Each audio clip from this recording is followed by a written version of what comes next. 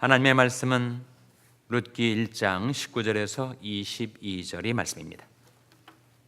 이에 그 두 사람이 행하여 베들레헴까지 이르니라. 베들레헴에 이를 때 온 성읍이 그들을 인하여 떠들며 이르기를 이가 나오미냐 하는지라.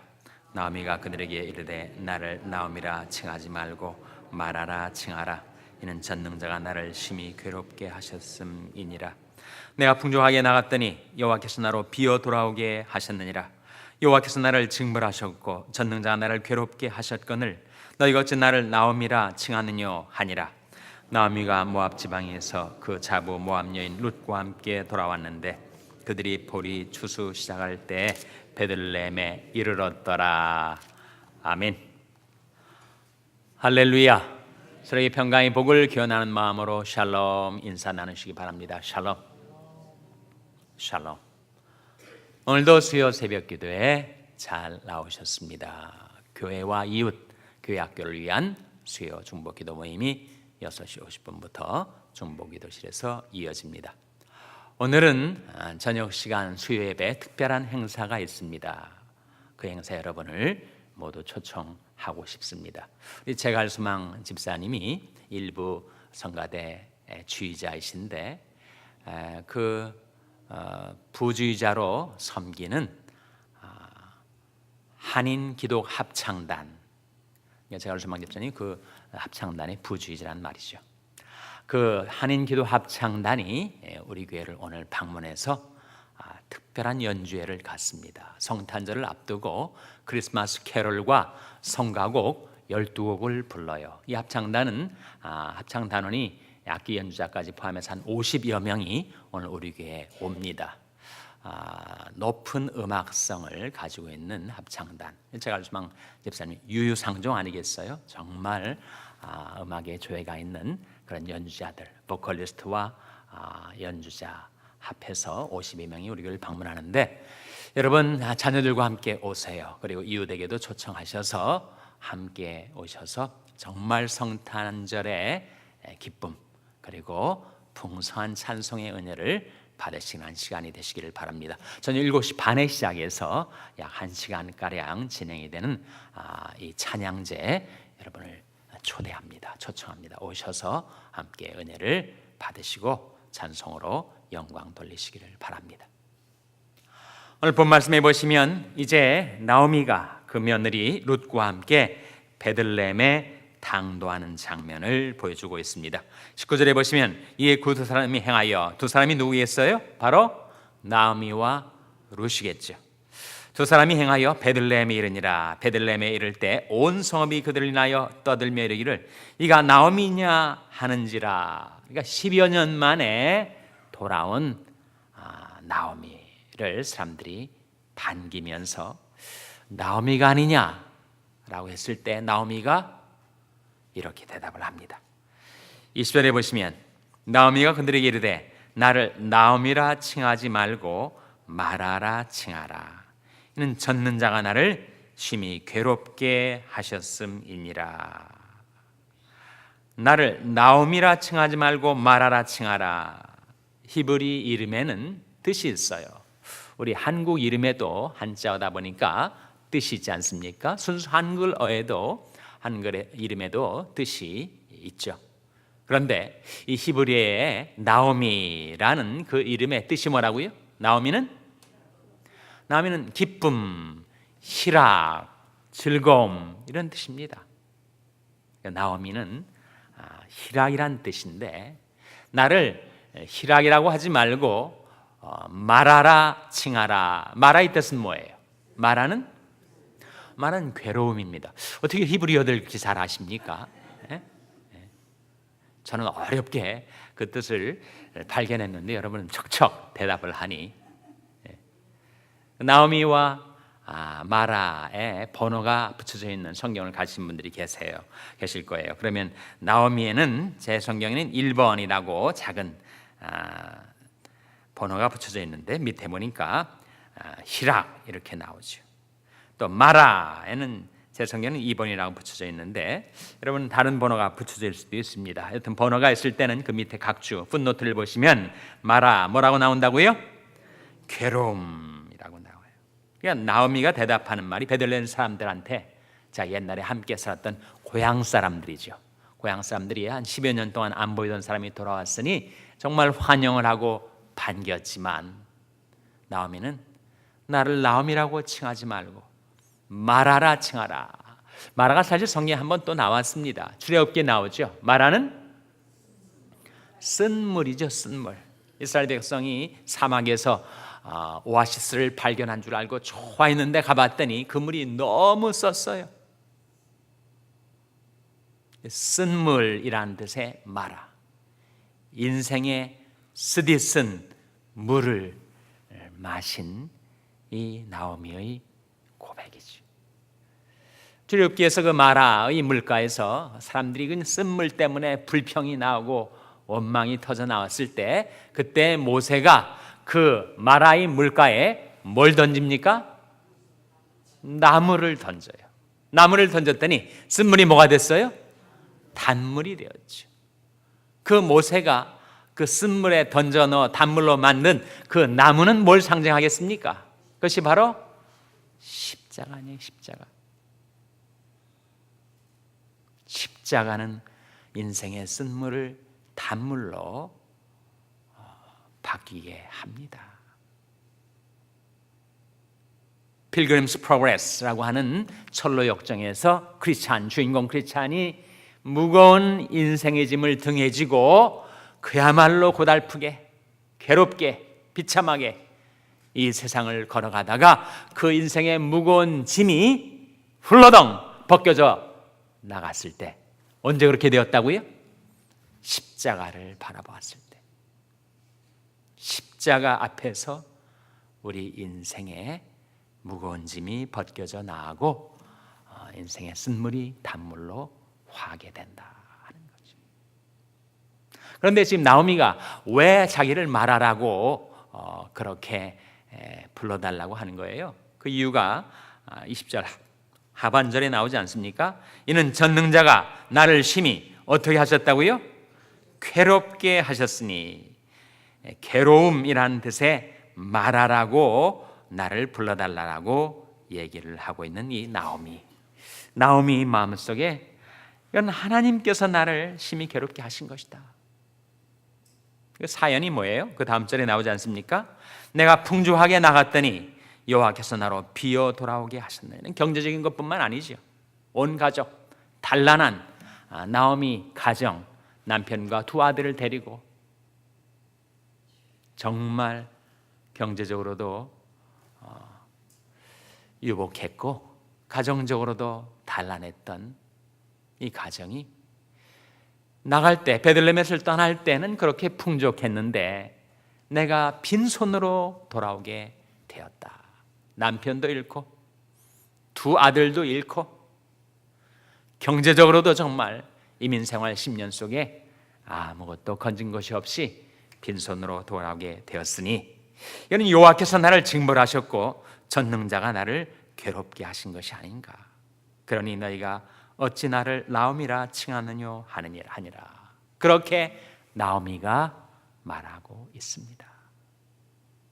우리가 주목하게 되는 것은 왜 나오미 인생이 이렇게 되었을까?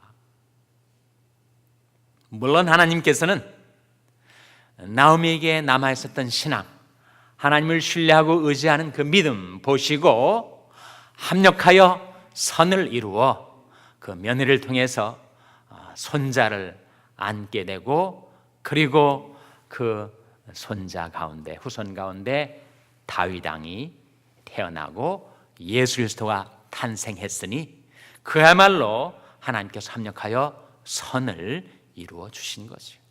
그러나 나오미 인생의 이 대목까지는 정말 슬프고 괴로운 인생을 산 겁니다. 왜 이렇게 되었을까요? 그것은 나오미가 하나님의 인도를 따라서 움직이지 않고 환경에 떠밀려서, 자기가 살던 베들레헴 땅에 기근이 들었거든요. 먹고 살 길이 막막하게 보였어요. 그래서 상황에 떠밀려 그가 모압 땅으로 이주를 한 것이 괴로움의 발단이 된 것입니다. 전통적으로 기독교 신학에서는 타임, 시간을 중시해요. 그래서 salvation history, 구원사라고 하는 것도 시간 속에 나타나는 하나님의 구원의 역사의 기록이라 하는 거죠. 그러나 성경은 시간뿐만 아니라 우리가 살고 있는 이 공간, 삶의 스페이스가 중요함을 우리에게 깨우쳐주고 있습니다. 우리가 가는 인생길에 똑같은 길처럼 보이지만 어떤 길은 사람이 보기에 바르나 필경은 사망의 길이니라 하신 말씀처럼 똑같은 길처럼 보이지만 생명길이 있고 사망의 길이 있습니다. 길뿐만 아니라 거기에 머물러 있는 삶의 자리, 그 자리도 정말 복된 자리가 있고 화가 되는 자리가 있다 하는 거예요. 내가 살아가는 삶의 스페이스를 선택하는 것, 그것은 인생의 흥망성쇠를 좌우하는 중요한 선택, 중요한 결정이라 하는 것입니다. 그래서 내가 하나님의 인도를 따르지 않고 인간적인 생각에, 세상적인 판단에 이렇게 하면 좋겠다라고 하는 나의 선택과 결정이 반드시 그 결과를 불러오게 되는데, 지금 나오미가 하나님의 백성들의 땅, 이스라엘 땅에 머물지 않고 상황에 떠밀려서 그 기근 때문에 이방인의 땅으로 들어가는 것이 괴로움의 시작이었어요. 내가 현재 하나님의 인도하심을 따라 머물러 있는 이 삶의 자리, 그 자리에서 내 인간적인 생각으로나 세상적인 판단으로 움직이는 것에 우리는 신중해야 됩니다.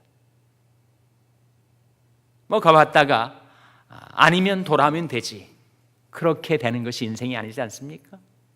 인생에는 관성이라는 것이 있기 때문에 잘못 들어선 길인 것을 나중에 깨닫고서도 계속 그 길로 행하게 되기가 쉽습니다.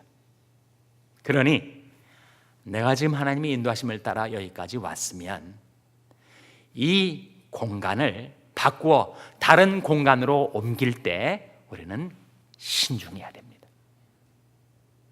상황의 떠밀림이 아니라 주님의 사랑의 줄로 나를 붙들어 이끌어 주실 때까지 기다리는 것이 필요해요. 제가 좋아하는 경구가 이런 경구가 있습니다. I'm here on God's appointment. 나는 하나님이 지명하여 이곳에 있다. In His keeping, 하나님의 보호하심 가운데서. Under His training, 하나님의 훈련 아래서. For His time, 그의 때를 위하여. 내가 지금 여기에 있는 것은 하나님이 지금까지 나를 인도하시고 지명하셔서 여기에 있는 것이고, 내가 여기 있는 동안에는 이런저런 어려움을 당할지라도 하나님이 나를 보호해 주고 계시고 있고, 그리고 이곳에서 하나님이 지명하여 불러주신 이곳에서 내가 겪는 모든 어려움과 괴로움은 뭐라는 겁니까? 바로 under His training, 하나님의 훈련 안에서 내가 지금 연단을 받고 있는 것이고 연마가 되어가고 있는 것이니, 비록 인간적인 생각에는 괴로울지라도 그것은 나를 위한 것이고 내게 유익한 것, 고난당한 것이 내게 유익이라. 이로 인하여 내가 주의 율례를 배우게 되었나이다. 우리는 고난 가운데 하나님의 말씀을 배우게 되고 깨닫게 되지, 모든 것이 다 득위하고 번창하면 우리는 하나님의 말씀을 놓쳐버리고 잃어버리기가 쉽습니다. 그러니 내가 여기에 있는 것은 under His training, 하나님의 손 아래서 내가 훈련받고 연단받고 있는 것이죠. 언제까지인가? For His time, 하나님의 때를 위하여, 하나님의 때까지. 그러니 하나님께서 나를 사랑의 줄로 매셔서 새로운 스페이스로 나를 인도할 때까지는 힘들고 괴롭다고 함부로 그 자리를 박차고 나가는 것은 어리석은 인생이 되고 마는 것입니다. 그래서 나오미가 잘못 베들레헴을 떠나고 이스라엘 땅을 떠나면서 많은 고통과 상실에 아픔을 겪습니다. 그러함에도 하나님의 사랑은 그 나오미에게 임하여 얼마나 놀라운 결과를 그에게 베푸셨는지 우리는 알고 있죠. 한 가지 아쉬운 것이 있다면 나오미가 자기를 돌아보기보다는 하나님이 나를 괴롭게 하신 것이다. 정말 분명한 원망은 아니지만 그의 마음에 하나님께 대한 서운함, 섭섭함,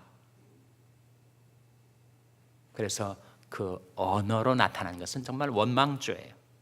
하나님이 나를 괴롭게 하셨다고, 하나님이 나를 징벌하셨다고, 하나님이 나를 이렇게 못살게 만드셨다고 그렇게 말을 하고 있는 이 나오미의 신앙이 완전한 신앙은 아니죠.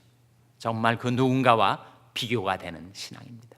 그 누군가는 나오미보다 더 극심한 고통을 당했지만 이렇게 말했습니다. 내가 못해서 적신이 나와 싸운즉 적신이 그리로 돌아가올지라. 주신 자도 여호와시요 취하신 자도 여호와시오니 여호와 이름이 찬송을 받으실지니이다. 누가 한 말이에요? 욥이 한 말 아닙니까? 저는 이따금씩 그 말씀을 마음속에 기억해내고 그 말씀에서 큰 위로를 받아요. 주신 자도 여호와시오 취하신 자도 여호와시오니. 사실 우리가 하나님이 다 주셔서 받아 누리고 살고 있습니다. 그런데 그것을 잃어버릴 때가 있어요. 상실할 때가 있습니다. 하나님이 취해 가시는 것이니 나는 다만 하나님을 찬송할 뿐이지. 저희 신앙은 욥의 신앙에 이르지 못하지만 그러나 그 말씀은 제게 와서 위로를 주고 저로 하여금 계속 하나님을 의지할 수 있게 도와줍니다. 다시 한번 욥의 그 놀라운 고백을 한번 들어보세요. 내가 못해서 적신이 나와 싸운즉 적신이 그리로 돌아가올지라. 주신 자도 여호와시오 취하신 자도 여호와시오니 여호와 이름이 찬송을 받으실지니이다. 나오미 신앙이 욥의 신앙에는 이르지 못한 것 같습니다. 그러함에도 불구하고 너희는 여호와의 선하심을 맛보아 알지어다. 그에게 피하는 자는 복이 있도다. 결국 나오미는 하나님께로 피하여 돌아오죠. 그리고 그 돌아온 나오미를 하나님은 영접하시고 용납하시고 그를 축복하십니다. 인생이 겪는 괴로움, 인생이 겪는 고난, 그것은 하나님의 본심이 아니라고 했어요. 주께서 인생으로 고생하며 근심하게 하심이 본심이 아니시로다. 인간은 하나님의 마음을, 하나님이 깊은 마음을 깨닫지 못해서 이렇게 불평하고 원망할 때가 있지만 그것은 하나님의 본심이 아닙니다. 하나님의 본심은 뭐예요? 너희는 여호와의 선하심을 맛보아 알지어다. 그에게 피하는 자는 복이 있도다. 그래서 우리가 살아가는 삶의 길, 우리가 머무는 삶의 자리, 우리가 살아가는 인생의 스페이스, 그것은 매우 중요합니다. 그 스페이스가 어떻게 바뀌고 어떻게 전개되는가에 있어서 우리는 내 육신적인 생각이나 세상적인 판단이 아닌 주님의 사랑의 줄로 메인바되어 이끌림을 받아야 하죠. 우리가 불렀던 찬송, 주의 사랑의 줄로 나를 메어 이끌어달라. 사랑의 줄, 성경에 나올까요? 안 나올까요? 추측하실 수 있을 거예요. 제가 성경에 안 나오면 왜 이 질문을 여러분에게 하겠습니까? 사랑의 줄, 사랑의 줄 한번 찾아보세요. 어디에 나올까요? 사랑의 줄, 호세아서 11장 4절입니다. 한번 보시기 바랍니다. 호세아서 11장 4절 말씀. 호세아서 11장 4절 말씀은 구약성경 1266면입니다. 구약성경 1266면. 호세아서 11장 4절 말씀. 호세아서 11장 4절 말씀 찾으셨습니까? 같이 읽겠습니다. 시작. 내가 사람의 줄, 곧 사랑의 줄로 저희를 이끌었고 저에게 대하여 그 목에서 멍에를 벗기는 자같이 되었으며 저희 앞에 먹을 것을 두었었노라. 하나님께서 이스라엘 향하여 하시는 말씀인데, 내가 사랑의 줄로 저희를 이끌었다. 여기 나오잖아요. 하나님께서 사랑의 줄로 우리를 이끌어 주셨습니다. 그리고 우리 목에 매여 있던 죄의 멍에를 하나님이 벗겨 주셨어요. 이게 나오지 않습니까? 그 목에서 멍에를 벗기는 자같이 되었다. 하나님은 우리의 죄의 멍에, 죄의 짐을 벗겨 주시는 하나님. 그래서 나로 하여금 자유함을 누리게 해 주시는 하나님. 그리고 뭐라고 했습니까? 저희 앞에 무엇을 두었었노라 라고 했습니까? 먹을 것을 두었었노라. 정말 우리 인생을 그대로 보여주는 말씀 아니겠어요? 지금까지 우리가 살아오는 것이 주님이 사랑의 줄에 멤바되어 이끌림 받아 살아왔고, 그 죄의 멍에에 매여서 비참하게 죄악의 구렁텅이에 헤매고 다녔던 나를 그 죄의 멍에를 끌어주시고 풀어주시고 그 무거운 죄의 짐 다 벗겨져 나가게 해주시고 나를 자유케 해주셨고, 그리고 내 앞에 먹을 것을, 일용할 양식뿐만 아니라 생활의 모든 필요 하나님이 공급해 주셔서 지금까지 살아오지 않았던가.